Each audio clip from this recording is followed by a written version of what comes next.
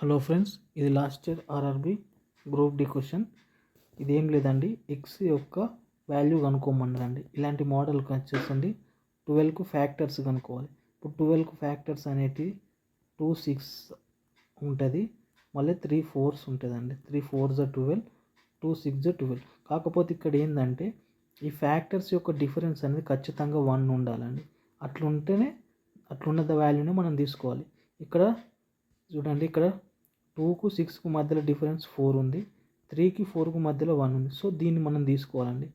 So ఇక్కడ దీని answer వచ్చేసి, ఇక్కడ ప్లస్ ఉంటే మాత్రం బిగ్గర్ వాల్యూ తీసుకోవాలి, మైనస్ ఉంటే మాత్రం స్మాలర్ వాల్యూ తీసుకోవాలి. సో ఇక్కడ బిగ్గర్ వాల్యూ ప్లస్ ఉంది కాబట్టి బిగ్గర్ వాల్యూ కాబట్టి 4 అనేది ఆన్సర్ అండి. ఓకే, ఇప్పుడు ఫర్ ఎగ్జాంపుల్ ఇట్లుంది అనుకోండి, 12 minus under root of 12 minus under root of 12 ఉంది కదండి.